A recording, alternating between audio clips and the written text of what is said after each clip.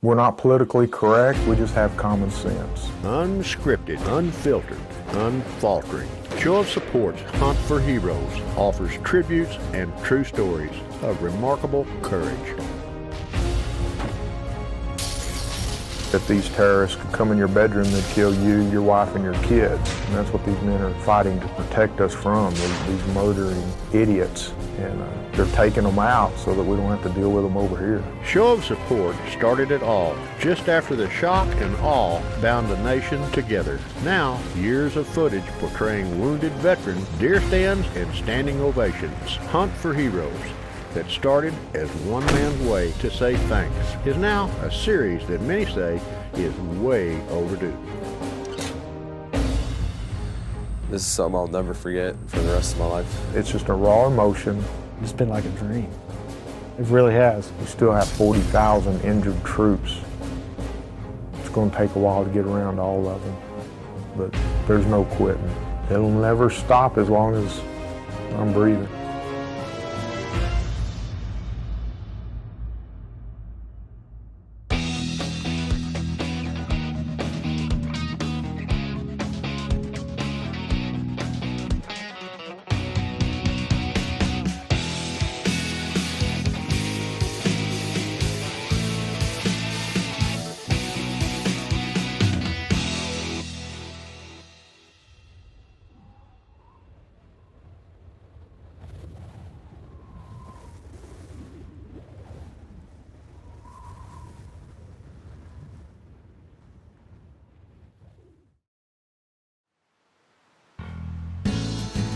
If only for a second, if one could feel and sense the stillness of South Texas, the jagged edge of an empty horizon, then one can imagine how this incredible part of America can come to mean so much to one incredible group of American heroes.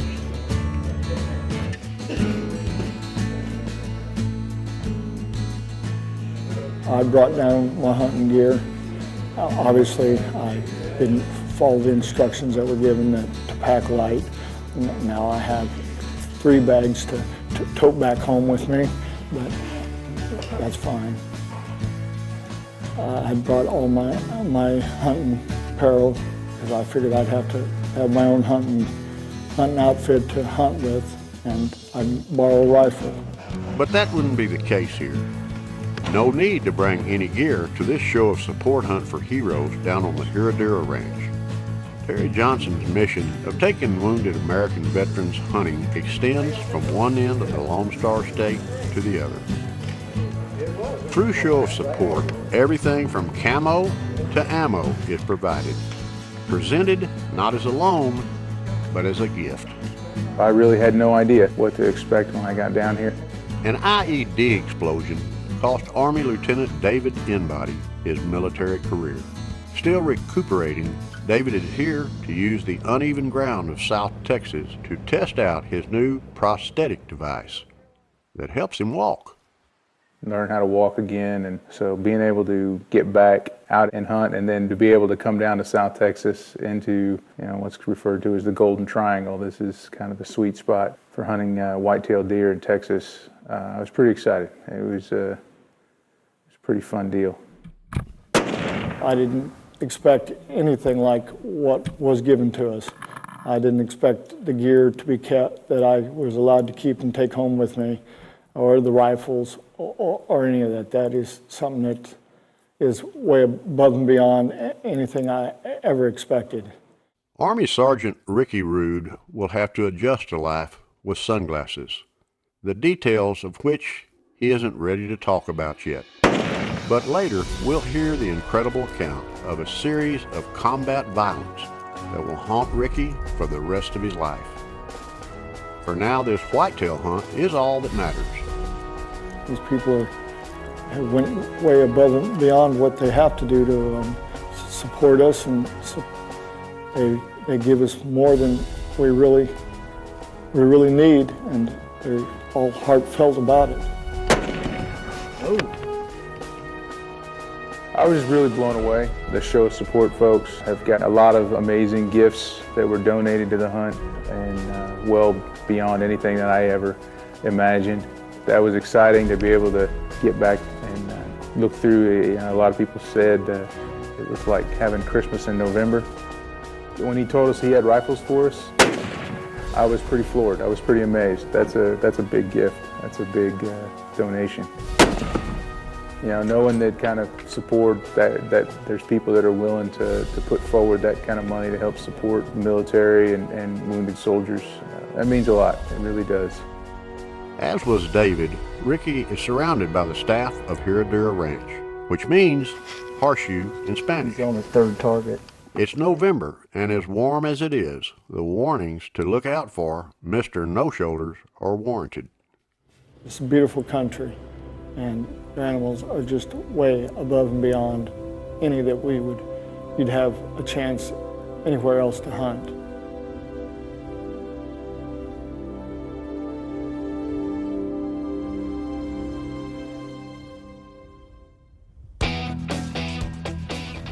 It was time to go to the blind and see if we could find some deer to shoot. The lieutenant locks in on a great South Texas whitetail buck as show of support hunt for heroes continues. Stay with us.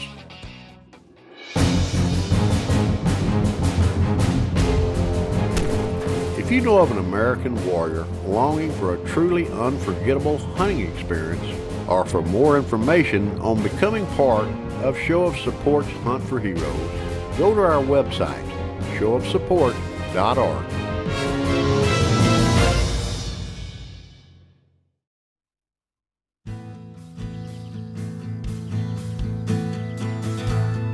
You know, looking forward to that, knowing that we're probably going to get to hunt that afternoon and get in and see what this was all about. You read lots of stories and you see all the video and TV shows about the hunting in South Texas, and to finally be down here and being able to take part in something like that, it's pretty exciting. It's pretty cool stuff. It's the first morning of David Inbody's hunt. His guide, Phil Ferris, has spotted a nice buck, but it's early. Phil says they need to study this deer and keep their eyes on him as he makes a scrape along the long sendero. Yeah, well, that really gets the blood pumping when you're climbing into the stand and setting up, and you really can't even see very far out. Your eyes are kind of playing tricks on you, so you're thinking shadows or deer, and they're not. And then the next thing I know, Phil says, oh, there's one walking in. For somebody like David, who's been through so much in war, he never lets a moment like this go unnoticed or unappreciated. You talk to people who've had any kind of a near-death experience or anything to that level, you appreciate a lot of things more. Being with family, just being in the outdoors. We landed in Afghanistan middle of December of 2009, and then I was there until July 15th, 2010 when I was injured. We were just working our way along a little road next to a wadi.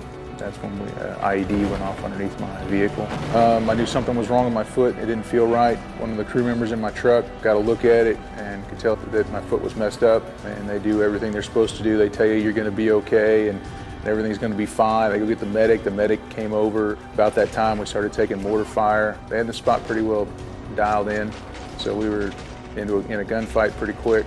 The medics and everybody, they don't care about that stuff, and so they were over there pulling me out, working on me. About that time, they got the mortars and everything quieted down. Not too long after that, the medevac showed up, and he landed right next to my truck, and they put me on the medevac board. We had a forward surgical team there operating on the fob. They immediately prepped me and took me into surgery. It wasn't until I got out of surgery that I was told that I'd lost my foot. The memories of David's injury are interrupted by another buck emerging from the HerraDura brush. David and Phil stay locked in on this buck, and as time passes, waiting for a clear shot and good angle, David's heartbeat accelerates dramatically. It's pretty awesome feeling. Kind of get that rush of adrenaline going again. As soon as he said, that's the one we think we're going to take, and I had the rifle outside the blind, and a little buck moved in right behind him and blocked him, and then he turned and faced towards me, and it was just waiting and waiting and waiting, and we had to wait a good 15, 20 minutes for all the deer to clear, and for him to finally turn broadside and give a good shot where I knew I wasn't going to shoot anything else. He was a big, mature deer, big, full-bodied. He'd been around for a long time. It was exciting. It was awesome. You know, because you look at him through your binoculars, you look at him through the rifle scope, and you think you know what you're looking at, and you think, all right, he's good, he's got some mass, he's this, he's that. $3 filled David's scope, but he keeps his crosshairs on that mature 9-point that has cleared the others. Now, with the safety off and the trigger hot, David waits for his buck to turn.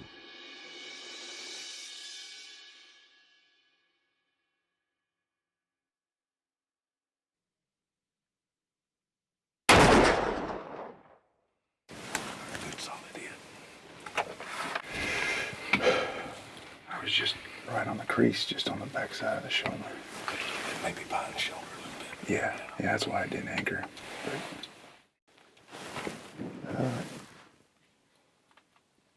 Another 8 wants to get shot.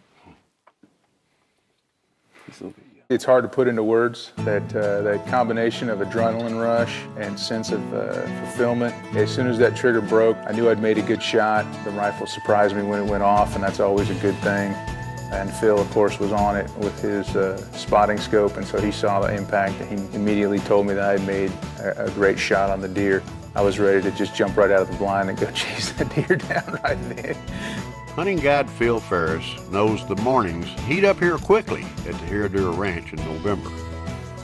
A buck that runs into the brush can be tough to track without a blood trail. Well, you always want to walk up and see evidence right where you shot the deer, and we didn't have that on this shot, even though we knew I'd made a good clean shot on him, and so we followed the tracks. It seems all they have to go on are tracks, until finally, Blood right here. blood. We could see where he jumped, and we could see the next couple of tracks where he jumped again and taken off, dove off into the brush, and so we just followed him, you know, and a little bit nervous at first because you want to see that evidence right away. Oh, there he is right there. See the sunlight on those antlers. Yeah, that early morning sunshine comes in and shines off those antlers, and you see those antlers sticking up above the grass. You know you shot a real nice deer, and he was a big-bodied deer too. Being able to walk up on that big mature buck, know that I had in fact made that good solid hard shot, and he didn't go far. Sometimes it takes a mile to find a buck that went 80 yards. But David Inbody knows a lot about long roads, like the long road to recovery since being blown up by cowardly tactics of misguided idiots he was fighting in Afghanistan. Just a big grin on your face. It was not something I had expected.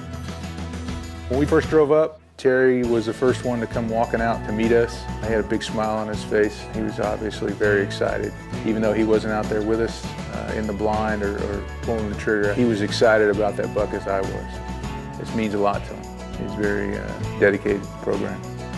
Back at the lodge, Terry Johnson gets what he came for, a chance to see an American hero with a great smile. And every deer that comes in, Terry knows his passion for the outdoors has been passed on one more time. Yeah. Ricky Rude admires David's buck, and that only whets his appetite to get back to the brush for the afternoon hunt. Ricky gets his chance as the show of support hunt for heroes continues. Stay with us.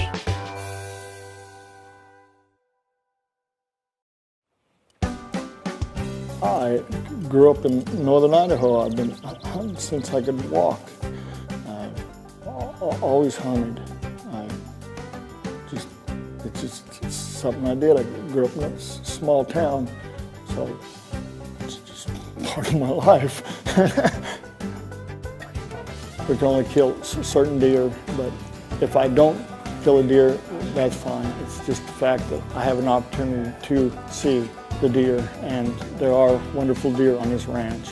The itching to be able to shoot one is almost more than I can take, but if we get one, we get one, but I just enjoy seeing the animals. It's something that rarely happens in South Texas. A warm afternoon hunt in November. and the first deer out is a nice buck. No does, no fawns. It's enough to make hunting guide Dale Measles grab his video camera and document it. After only minutes in the blind, Army Sergeant Ricky Rude is blown away by what he's seen here on the HerraDura Ranch. As the daylight slips away, Dale lets Ricky know they should wait until the morning. Wait for a buck that's got 1 or 2 more years on it. As they wait for darkness to fall in, Ricky's mind wanders to a place far away and a time not so long ago. My last tour was Iraq. I was an infantryman, and I also did EOD. I'd go out and do explosives, we'd do bombs. I was injured 4 times in 2 weeks. The first night I was injured trying to round up a goat. We had a goat that they had rigged with an IED. They had put a stick of dynamite up its rectum, and the cable was sticking out.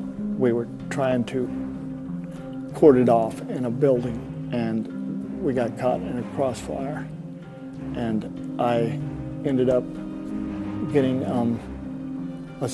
a frag grenade thrown behind me, and it blew up and knocked me out. I went out 2 nights later and got caught in a firefight in a place called Kabul, in a tire factory. They were shooting from the windows, and an RPG hit this shack, and it blew up, and a piece of one of the insurgents went underneath my kneecap, a piece of his bone, and when they pulled it out, I ended up getting blood infection. And I went to Afghanistan, and in Afghanistan we had a rock pile that detonated, and I got buried under rocks with 2 other guys. And in Iraq they gave me what they call an easier job, and I was out on patrol one night, and we had a daisy chain. It's four IEDs go off at one time. It threw a guardrail against the side of the vehicle I was in, flipped the vehicle upside down, killed my driver instantly, and trapped me up underneath of it. And when it trapped me up underneath of it, the concussion of it caused my left eye to pop out. And the concussion, well, when it did, it also popped my eardrums again. And this time it broke loose some infection in my spine where the piece of shrapnel was from before. And they said that's the reason I now have worse TBI, and I'm going blind in my left eye.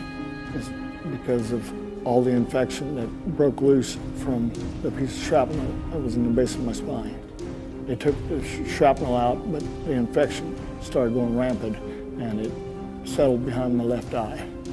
They got it cleared up, but the damage was already done. And that's one of the reasons I have photosensitivity, and my TBI is so bad, because the infection set in the core of my brain.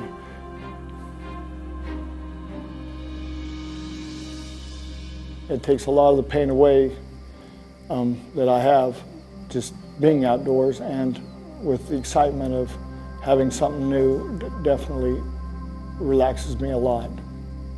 We got up early, we went out to the stand, we got settled in, and we started seeing, as a few of the deer started coming in. We saw a couple good-sized bucks. Ricky and Dale watch bucks and patiently wait for daylight to reveal what South Texas has best to offer. It feels like hours that we sit and wait and watch, and it moves around. I know that this is the one that he's going to let me shoot, but you get antsy, and it feels like, to me, it's like back on patrol. I know it's going to happen. It's just, it ain't happening fast enough. You get get the adrenaline pumping, and I have to take a few breaths and calm down, take the safety off and squeeze it. And remember what I've done 100 times. Oh, drilled him. You think that's it? Well, I guess we're not going to have to follow him today. It was a good shot. When the deer dropped there in front of me, it felt good because I knew that I had been taught well when I was young. My dad had taught me well. One shot, one kill. I get all excited all over again. And I know that I've got another deer. And it's just like the first one. It felt good. It's been about 10 years since I killed a deer. It felt real good to finally kill another deer. He's dead. It felt satisfying that I actually had a clean kill. And this will be one place that no matter where I go hunt, I'll remember this. Their guides and the people here just in general are just, they're just friendlier and more hospitable than any place I've ever been.